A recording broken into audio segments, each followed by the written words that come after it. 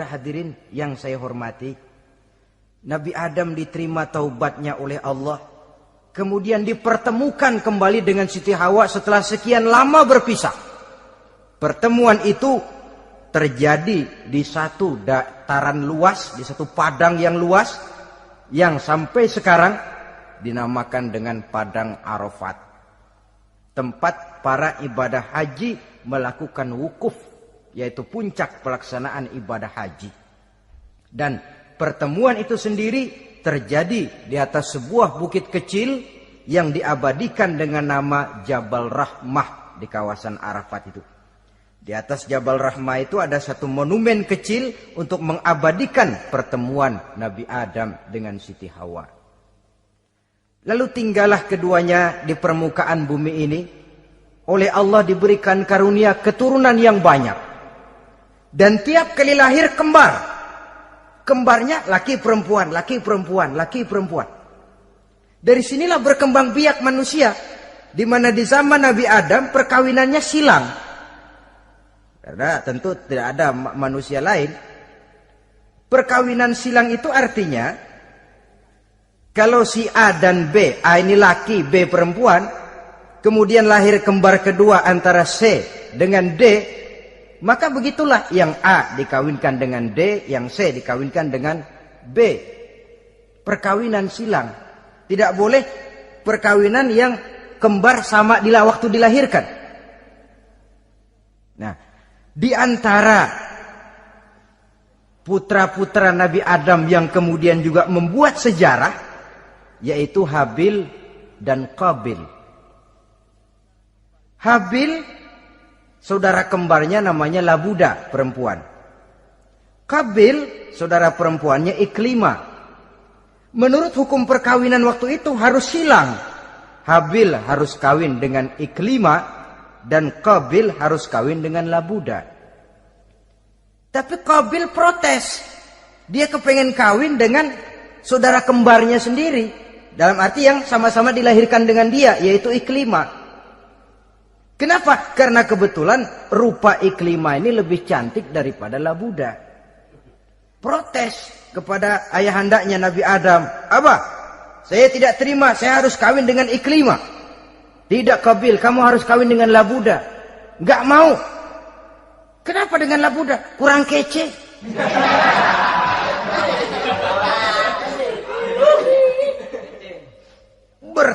Bertengkar, Nabi Adam tidak berhasil menyelesaikan, lalu diserahkan saja kepada Allah. Kata Allah begini saja, bikin korban, kamu berdua, Habil, Qabil. Siapa yang korbannya aku terima, dia boleh kawin sama Iklimah.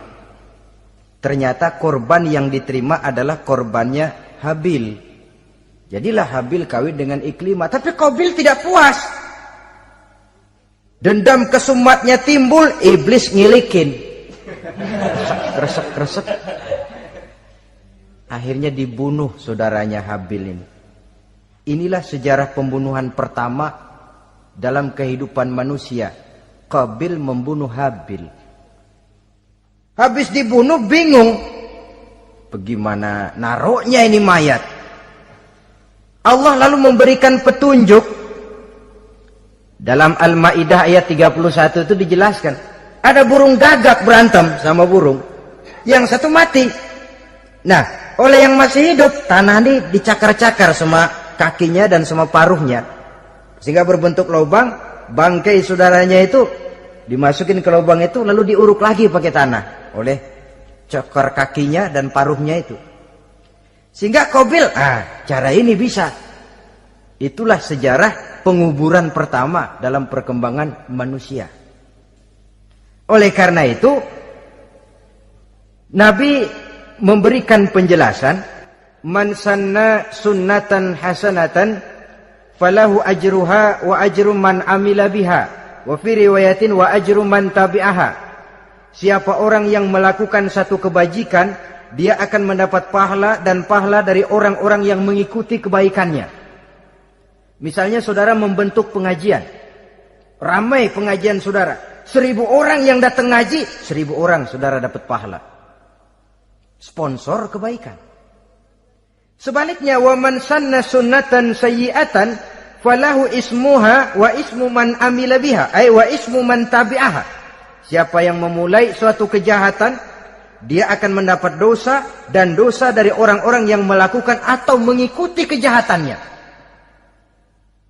Umpamanya saudara mengadakan pesta, lalu dalam pesta itu terjadi segala macam maksiat, maka seluruh maksiat yang terjadi malam itu di tempat itu, saudara ikut dapat dosanya. Kenapa? Sponsor. Tiap kali ada pembunuhan, Qabil dapat andil dosa. Kenapa? Sponsor.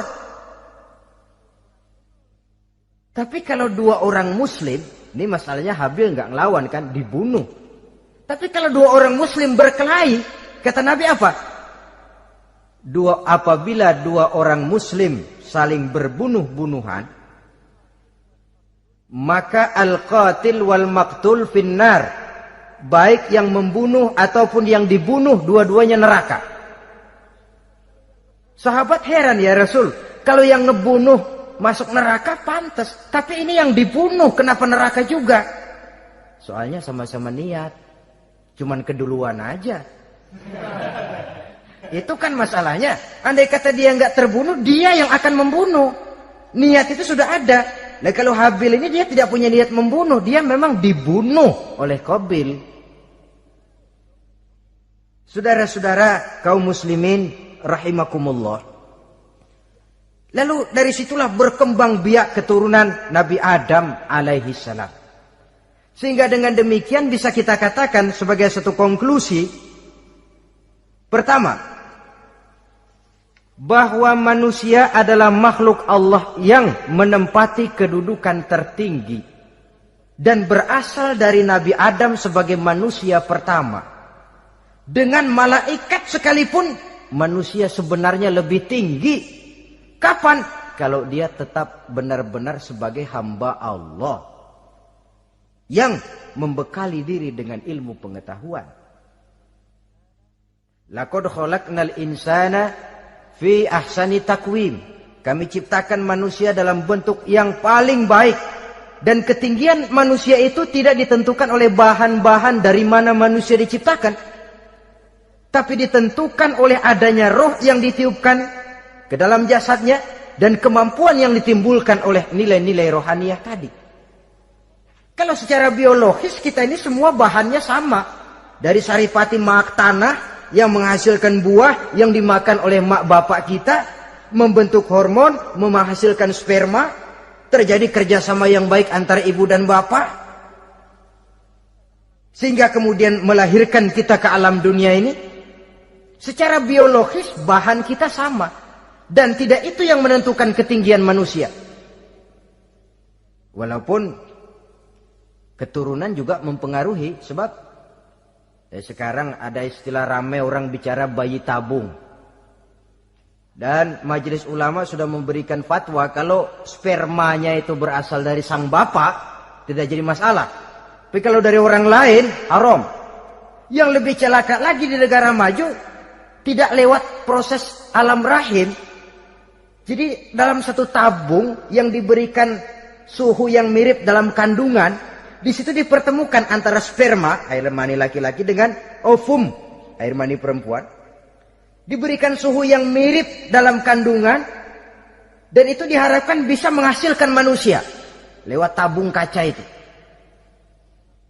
Saya tidak sanggup bayangkan kalau sekarang orang tanya asal-usul kita, kan kita masih enak jawab. Kamu anak siapa? Oh, bapak saya Fulan, ibu saya Fulana. Oh, kenal saya. Tapi manusia yang akan datang kalau proyek ini berhasil, bapakmu siapa? Enggak tahu, saya dulu keluar dari tabung, Pak. Rendah betul martabat manusia. Sama saja dengan ada perempuan pernah protes, Pak, Islam itu enggak adil katanya. Kenapa? Masa dalam Islam laki-laki boleh kawin lebih dari satu, tapi perempuan enggak boleh kawin lebih dari satu. Supaya sama-sama adil, boleh dong perempuan punya laki lebih dari satu. Saya bilang, justru disitulah Islam itu hendak menjaga martabat manusia. Kalau seorang suami punya istri empat-empatnya lalu hamil, bapaknya jelas. Tapi kalau perempuan satu punya suami 4 lalu hamil, bapaknya yang mana ya?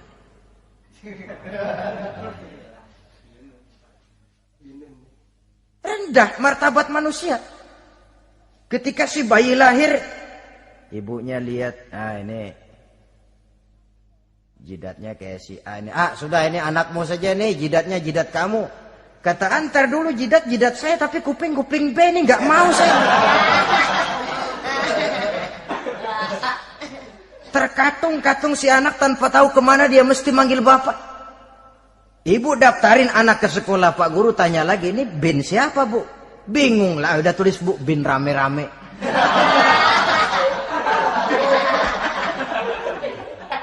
Kan rusak martabat manusia kalau sudah begitu.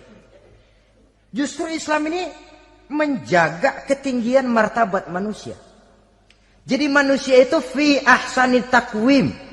Kapan? Kalau dia bisa menjaga kehambaannya di hadapan Allah dengan melaksanakan fungsi sebagai khalifah di permukaan bumi. Tapi bila dia sudah tidak lagi menjadi hamba Allah, tidak lagi berfungsi sebagai khalifah, dia sudah masuk summa radadnahu asfala safilin. Kami kembalikan ke tempat yang paling rendah, lebih rendah dari binatang sekalipun. Kalau dia tetap menjaga posisinya lebih tinggi dari malaikat, malaikat saja sujud kepada Nabi Adam, apalagi kepada makhluk-makhluk yang lain manusia ini. Tapi kalau dia tidak pandai, lebih rendah daripada binatang. Inilah uniknya makhluk bernama manusia. Dengan posisinya dia bisa menjadi lebih tinggi dari malaikat, tapi juga dia bisa meluncur lebih rendah daripada binatang. Untuk menjaga itulah diperlukan agama dalam kehidupan kita sekarang ini. Bukan cuma sebagai lipstick, tapi sebagai pedoman, sebagai way of life yang akan mewarnai cara kita berpikir, state of mind, rule of thinking, cara kita memandang kehidupan ini diwarnai oleh nilai-nilai agama. Dengan demikian, maka manusia bukan keturunan kera. So, ada satu teori namanya teori evolusi yang disampaikan buat pertama kali oleh Charles Darwin. Dia mengemukakan teori bahwa perkembangan kehidupan sesungguhnya di dunia ini menunjukkan mata rantai yang utama melalui apa yang dia namakan seleksi alamiah. Mula-mula dari ikan, melalui seleksi ke amfibi, dari amfibi ke reptil, dari reptil ke mamalia, dari mamalia ke mamalia kecil, dari mamalia kecil ke primat, dari primat ke monyet, dari monyet menjadi Homo erectus. Ini teori Darwin. Tapi dia tidak jelas-jelas mengatakan bahwa manusia keturunan monyet. Hanya seketurunan. Seketurunan kan tidak berarti keturunan. Begini saja. Toyota Kijang sama Toyota Corolla itu seketurunan. Tapi Corolla dengan Kijang kan lain. Cuma seketurunan. Dalam arti sumbernya sama. Makhluk yang tidak tahan seleksi alam, oleh udara yang sangat dingin, perkembangan cuaca yang sangat panas, gempa bumi dan sebagainya, seleksi alam dia namakan, hilang, musnah dari peredaran. Seperti ada binatang raksasa itu dinosaurus, sekarang kan cuma tinggal dongeng saja, tinggal nama atau kerangka. Itu oleh seleksi alam dia nggak lulus, hilang. Yang bertahan, yang lulus seleksi alam. Manusia walaupun kecil yang lulus seleksi alam ini. Biar dihantam gempa bumi, angin topan, tetap aja ngejedok. Nah, teori Darwin ini, teori evolusi ini didukung dan dibuktikan oleh peninggalan fosil atau binatang dan tumbuhan yang hidup dan mati selama perkembangannya. Dari bentuk organik pertama hingga pendahulu terdekat daripada manusia. Tapi ada satu kelemahan dari pokok daripada teori evolusi ini. Pertama, garis perkembangan dari Homo erectus, yakni manusia jalan tegak, semacam gorilawi itu, sampai kepada manusia mutaakhir masih belum menentu. Artinya, oke lah, kalau manusia seketurunan dengan kera, batas antara manusia yang wujud sekarang dengan manusia purba itu apa? Yang menjadi penghubung? Monyet tidak mungkin. Ini dianggap mata rantai yang hilang, missing link namanya dalam istilah ilmiahnya. Dan ini masih dicari sampai sekarang. Kalau pendahulu terdekat manusia mutaakhir ini manusia purba, katakan Homo erectus, manusia jalan tegak. Lalu generasi sudah itu sebelum berbentuk manusia apa? Ternyata sampai sekarang masih ada missing link, mata rantai yang hilang. Lalu yang kedua, teori evolusi berhenti kepada manusia mutaakhir. Kalau memang kita manusia sekarang ini hasil evolusi, tentu kita akan terus berevolusi lagi. Dan akan jadi apa kita nanti? Ternyata sudah ribuan tahun manusia tetap manusia begini-begini aja. Tidak berevolusi kita ini. Apa lalu matanya jadi cuma satu di tengah? Hasil evolusi? Kan tidak. Tidak berevolusi. Jadi kembali kepada Quran, manusia pertama adalah Nabi Adam. Dan manusia-manusia berikutnya keturunan daripada Nabi Adam. Dan bukan hasil evolusi daripada monyet. Juga tidak akan berevolusi kemana-mana. Kalau demikian benarkah teori evolusi? Untuk mengatakan mutlak benar bukan wewenang kita. Untuk mengatakan salah total juga kebenaran ilmu adalah relatif sebagai relatifnya daya pikir manusia. Di samping dia harus membuktikan kebenarannya, maka kebenaran ilmiah adalah kebenaran yang relatif dan temporer. Contoh kecil saja. Dulu orang berteori bahwa bagian yang terkecil dari suatu benda namanya molekul, kan begitu? Molekul ini nggak bisa dibagi-bagi. Bagian yang paling kecil dari suatu benda namanya molekul. Ilmu terus berkembang. Ternyata molekul sebenarnya terdiri daripada atom. Atom itulah bagian terkecil dari suatu benda yang nggak bisa dibagi-bagi lagi. Nah, berubah sudah teori pertama. Tidak jadi molekul sekarang, atom. Belakangan rupanya atom masih tersusun dari partikel-partikel. Partikel inilah bagian yang terkecil dari satu benda. Berubah lagi sudah. Dan tidak mustahil akan ada penemuan bahwa partikel pun masih bisa dibagi-bagi lagi. Begitu juga dengan teori evolusi ini. Sehingga beberapa ahli semacam Dr. Charles Oxnard, Dr. Jane Paul Hallett dari Chicago dan California, mereka sudah membantah teori evolusi ini.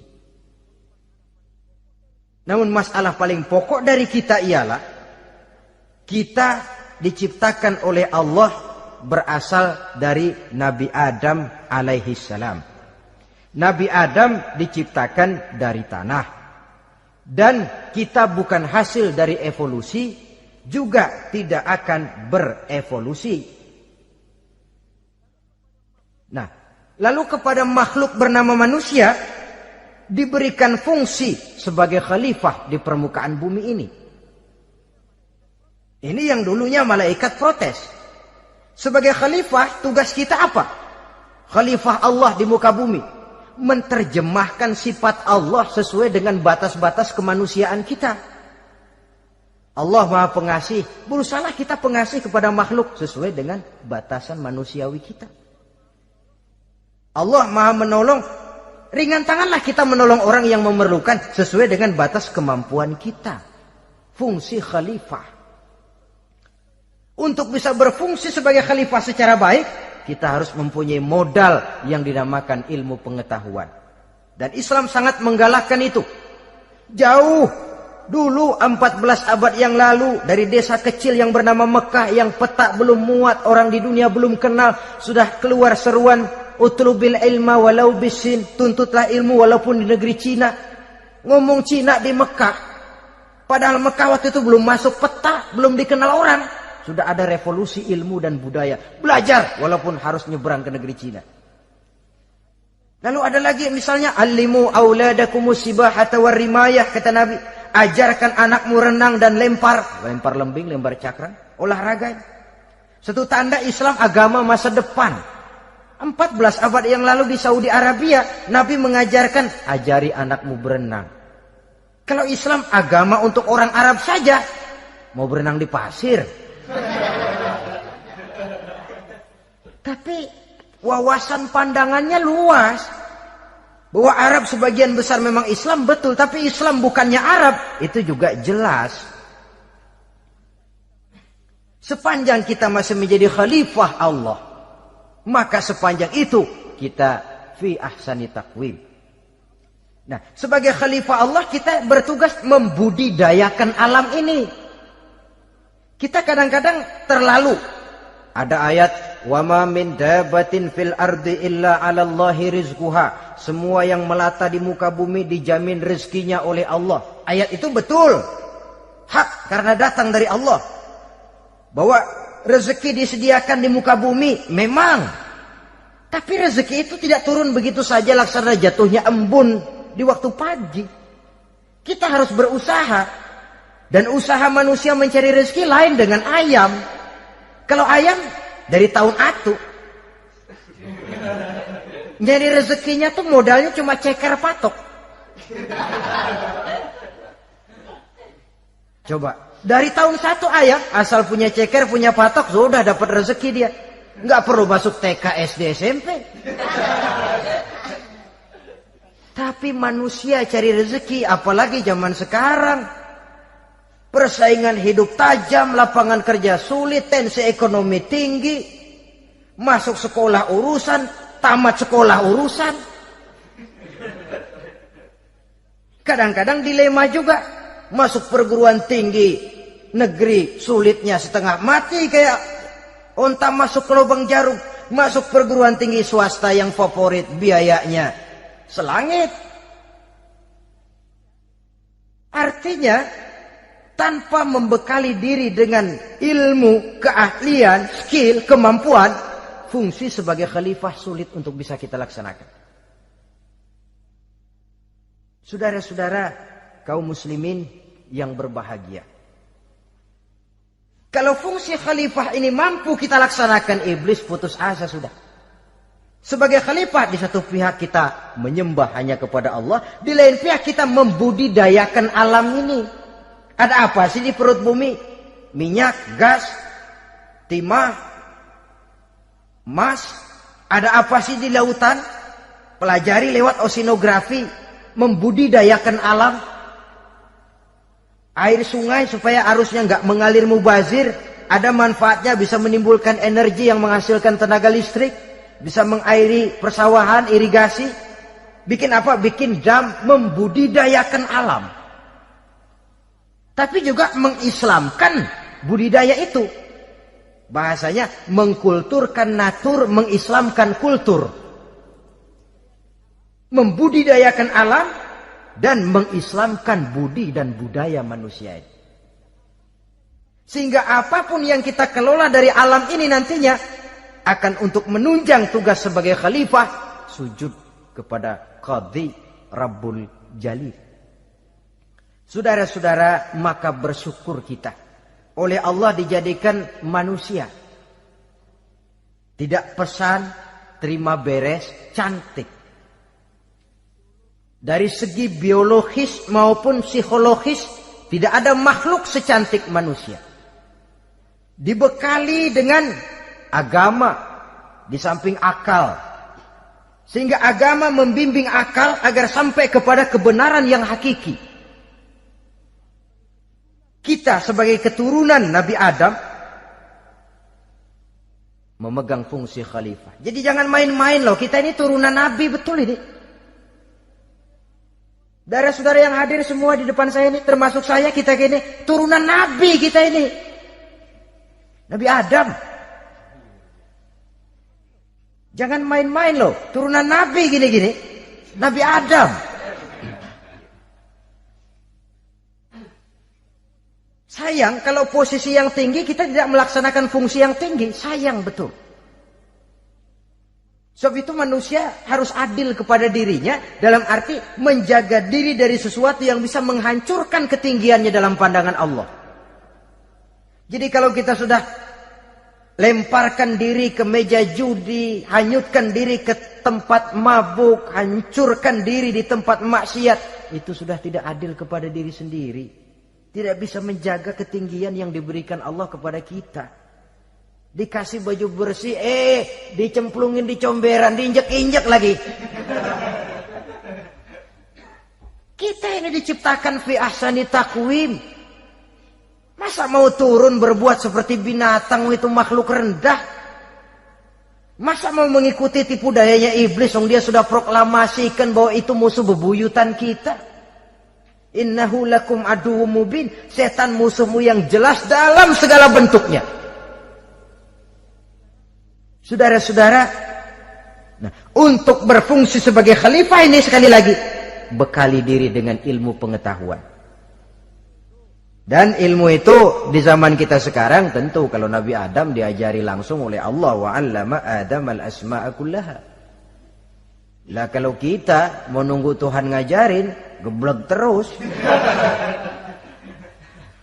Ya tidak mustahil Allah memberikan ilmu yang disebut ilmu laduni ya.